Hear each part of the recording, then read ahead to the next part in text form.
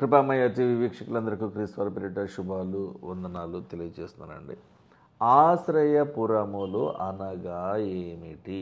ఏం లేదు, పోలీస్ స్టేషనే. యెహోషువ గ్రంథము 20వ అధ్యాయము 2-3 వచనాలలో ఇలా ఉన్నది. నీవు ఇశ్రాయేలీలతో ఇలా అనము, తెలియకయే పొరపాటున ఒకని చంపిన నరహంతకుడు పారిపోవుటకు నేను మోషే నోట నీతో పలికించినటువంటి ఆశ్రయపురములను మీరు ఏర్పరచుకోవాలి, కట్టించుకోవాలి. ఊరి చివరన ఉంటాయి. హత్య విషయమై ప్రతి హత్య చేయవాడు రాకపోవునట్లు అవి మీకు ఆశ్రయపురములు అవుతాయి. ఇప్పుడు ఒక వ్యక్తి దొంగతనం చేశాడు అనుకుందాం. ఆ దొంగతనం చేసిన వ్యక్తిని పోలీసులు పట్టుకున్నారు అనుకుందాం. తీసుకొచ్చి ఈవినింగ్ టైం అయిపోయింది, అప్పుడు కోర్టు టైం కాదు కాబట్టి పోలీస్ స్టేషన్ లో ఉంచి జైల్లో పెట్టి చెరసాలలో ఉంచి ఉదయాన్నే కోర్టుకు తీసుకెళ్లి అక్కడ ప్రజెంట్ చేయాలి. ఇదంతా కూడా ఒక లీగల్ ప్రాసెస్. దొంగ దొరికాడు కదా అని చెప్పేసి అని లైట్లు వేసి ఫ్యాన్లు వేసి జడ్జి గారిని పిలిపించేసి అక్కడ అప్పటికిప్పుడు తీర్పు తీర్చేయంటే no, there is a process, there is a procedure for that. ఆ లీగల్ ప్రొసీడింగ్స్ ఉంటాయి అన్నమాట. అప్పటి వరకు ఎక్కడ ఉండాలండి? దొంగ ప్రజెంట్ చేయబడే కోర్టులో ప్రజెంట్ చేయబడే వరకు పోలీస్ స్టేషన్లో ఉంటాడు. ఇదే ఆశ్రయపురము. అటు బయట అలా వదిలిపెట్టేశారు అనుకోండి, ఇతను పొరపాటున ఎవరినో చంపేసి వచ్చాడు, పోలీసులో దొరికాడు, వీడు బయట తిరుగుతుంటే మరి చనిపోయిన వాళ్ళ వ్యక్తులు కూడా వచ్చి వీడిని చంపేయచ్చు కదా. ఒక మర్డర్ జరిగిన దానికి ఇంకో మర్డర్ జరుగుతుంది. వీలైనంత వరకు క్రైమ్ని కంట్రోల్ చేయవలసిన బాధ్యత చట్టానికి ఉంటుంది, ప్రభుత్వానికి ఉంటుంది, పోలీసు వ్యవస్థకు ఉంటుంది.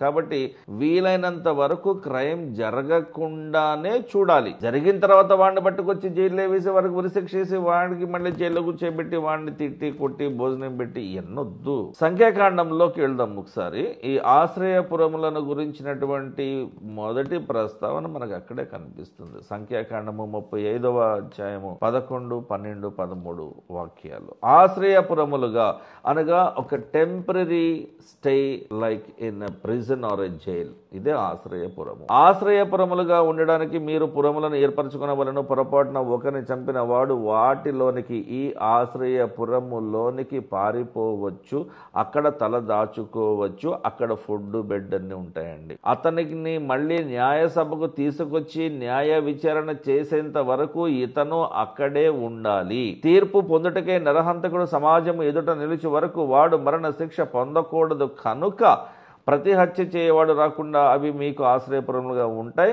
మీరు ఇయ్యవలసిన ఆ పురములలో 6 ఆశ్రయపురములు ఉండాలి. ఆశ్రయపురముల యొక్క ప్రాముఖ్యత ఏంటి అంటే, తెలిసి తెలియక లేదా కంప్లీట్ గా తెలియక తప్పు చేసినటువంటి హంతకుణ్ణి కాపాడాలి, గొడవ పెద్దదిగా అవ్వకుండా చూడాలి. కాబట్టి ఆశ్రయపురముల యొక్క 2 ముఖ్య ఉద్దేశాలు ఇవే.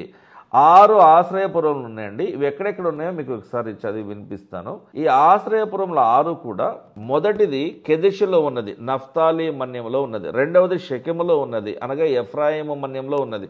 మూడవది గిలాదు రామోతు అనేటువంటి ప్రాంతంలో ఉన్నది. ఇది గాదు గోత్రపు వారి మన్యము. మన్యము అంటే ప్రాంతము, అంటే ఆ ఏరియా, ఆ లొకేషన్ లో ఉంది అని అర్థం. నాలుగవది వచ్చేసి బేసెరు అనగా రూబేను మన్యములో ఉన్నది. రోషా అనేటువంటి ఆశ్రయపురం ఉన్నది. ఇది మనషే అర్ధగోత్రపు వారి మన్యంలో ఉంటుంది. హోసేరు అనగా మత్తయి, అంటే కొత్త నిబంధనలో ఉన్న మత్తయ్య గారు కాదండి, అక్కడ పాత నిబంధనలో అప్పుడు బ్రతికినటువంటి మత్తయ్య గారు ఉన్నాడు. ఆయన మన్యంలో అక్కడ అతనికి చెందినటువంటి ఆ ఏరియాలో ఉన్నారనమాట. ఇప్పుడు మీరు చూసుకుంటే మనకి ఇండియన్ కాన్స్టిట్యూషన్ చూసుకుంటే ఆర్టికల్ 22 and 2లో మనకి ఒక విషయం ఏముంటుందంటే, ఒక వ్యక్తి నేరము మోపబడినప్పుడు అతనిని కోర్టులో ప్రజెంట్ చేసేంత వరకు అతనికి ప్రొటెక్షన్ ఇవ్వాల్సిన బాధ్యత పోలీసులదే. ఎక్కడ పెట్టాలి? ఆశ్రయపురములో, అనగా జైల్లో. అతను తప్పించుకోకూడదు, అతని మీద ప్రతిదాడి కూడా జరిగేలా చూడకూడదు. దేవుడండి తెలిసి తెలియక తప్పు చేసే వాళ్ళని వాడిని క్షమిస్తాడు. కానీ తెలిసి లేదా ఇది తప్పు అని తెలిసి కూడా చేస్తారు చూడండి. ఇప్పుడు తెలియక చేస్తే అది తప్పు, ఇది తప్పు అని తెలిసాక కూడా మళ్ళీ చేస్తుంటే ఇది తప్పు కాదు, పాపము.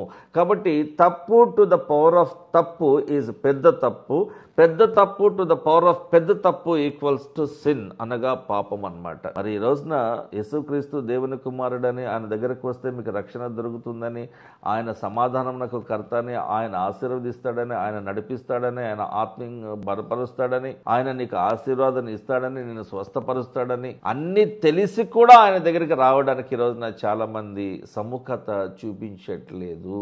మరి తెలిసి కూడా ఇక్కడ పలానా చోట హాస్పిటల్ ఉందండి, అక్కడికి వెళ్తే రోగం తగ్గుతుందని నీకు నమ్మకము కలిగితే నువ్వు వెళ్తావు కదా. తెలిసి కూడా ఆ హాస్పిటల్ మీ ఇంటి దగ్గరలో ఉండి కూడా నీ రోగానికి మందు ఫ్రీగా దొరుకుతుందని తెలిసి కూడా నువ్వు వెళ్ళకపోతే తప్పేవద్ది, నీదే, చస్తావు, బాధపడి చచ్చిపోతావు నువ్వు. రక్షణ పలానా చోట దొరుకుతుంది అని తెలిసిన తర్వాత కూడా ఆ రక్షణపురమునకు, రక్షణ మార్గమునకు, రక్షణలోనికి రాకపోతే తీర్పు దినమున దేవుని సభలో లెక్క చెప్పవలసి ఉంటుంది. నిత్య జీవాన్ని పోగొట్టుకుంటావు, నిత్య నరకంలోకి వెళ్ళిపోతావు. ఇది హెచ్చరిక మాత్రమే. ఈ రోజున మన దేశంలో మా దేవుడు గొప్ప అంటే మా దేవుడు గొప్ప అని కొట్టుకునే వాళ్ళే ఉన్నారు. కానీ అసలు దేవుడికి నువ్వు తెలుసా అని క్వశ్చన్ చేస్తే నీకు దేవుడు తెలుసా? ఒక దేవుడు తెలుసు, నాకు చాలా మంది దేవుడు తెలుసు. ఒరే అబ్బాయి, అది పక్కన పెట్టరా, దేవుడికి నువ్వు తెలుసా? నిన్నెప్పుడన్నా పేరు పెట్టి పిలిచాడా? అబ్బాయి సురేషు నన్న అని పిలిచాడా? లేదు, నువ్వే దేవుడి దగ్గరికి వెళ్తున్నావు. మరి దేవుడికి నువ్వు తెలియాలి కదా. దేవుని పేరు మీద మనం మత కల్లోలాలు సృష్టించుకుని, కులాల మధ్యన ఈ భేదాలు కలిగించుకుని మనం కొట్టుకుని చచ్చిపోతున్నాం. దేవుడు ఎప్పుడు చెప్పలే నా కొరకు కొట్టుకోండి, నా కొరకు కోసుకోండి, నా కొరకు రక్తం చీల్చుకోండి, నా కొరకు ఒక గొర్రెను బలిచ్చేయండి, ఏం చెప్పలే. దేవుడు తింటాం గొర్రె మాంసం, మనం తింటాం. పాపము చేయకూడదు అని తెలిసి కూడా పాపము చేస్తూ పాపములో కంటిన్యూ అవుతున్న వారికి ఆశ్రయపురములోనికి ప్రవేశము లేదు, అనగా పరలోకములోనికి ప్రవేశము లేదు. ఇది కుదరని పని. ఎందుకంటే ఇది తప్పని తెలిసి కూడా నువ్వు చేస్తున్నావు. రాంగ్ రూట్లో వెళ్ళడం తప్పు, ముగ్గురు వెళ్ళడం తప్పు, హెల్మెట్ లేకుండా వెళ్ళడం తప్పు, లీగల్ డాక్యుమెంట్స్ లేకుండా వెళ్ళడం తప్పు, ఇన్సూరెన్స్ లేకుండా వెళ్ళడం తప్పు, ఫాస్ట్ ట్యాగ్ లేకుండా వెళ్ళడం తప్పు. ఇవన్నీ ఇబ్బందులే, నీకు తెలుసు. తెలిసి కూడా నువ్వు తప్పులు చేస్తున్నావంటే పోలీసు వారు నిన్ను శిక్షించడానికి నువ్వు అర్హుడవే. నీ బండి సీజ్ చేయడానికి కూడా వాళ్ళ దగ్గర హక్కు ఉన్నది. ఆ హక్కు ఎవరిచ్చారు? నువ్వే ఇచ్చావు. ఎందుకు? ఇది తప్పని తెలిసినా నువ్వు చేస్తున్నావు కాబట్టి. అలా చేసినప్పుడు నీకు ఆశ్రయపురముతో పని లేదు, నేను అక్కడ పెట్టి వేస్ట్ అండి, షూట్ చేసి పారేస్తారు చైనాలో. అయితే దేవునికి ఇష్టలుగా బ్రతకటం నేర్చుకోవాలి. చిన్న ప్రార్థన కొరకే తలలోంచుదాం. పరలోకమందున్న మా తండ్రి, మా ప్రార్థన ఆలకించండి ప్రభువా. ప్రతి విషయంలో దేవ మాకు మీరే తోడయండి, మమ్మల్ని నడిపించండి, ఆత్మీయంగా బలపరచండి. అంధకారంలో ఉన్నటువంటి క్రైస్తవులందరినీ కూడా మీ వెలుగులోనికి తీసుకున్నారండి ప్రభా. వాక్యమే వెలుగు, వెలుగు ఈ వాక్యంలోనే ఉంటుందనే విషయాన్ని, సత్యాన్ని ప్రతి ఒక్కరు కూడా గ్రహించే విషయమై సహాయం చేయమని యేసుక్రీస్తు వారి పరిశుద్ధ నామములో ప్రార్థిస్తున్నాం తండ్రి. ఆమేన్. Thank you.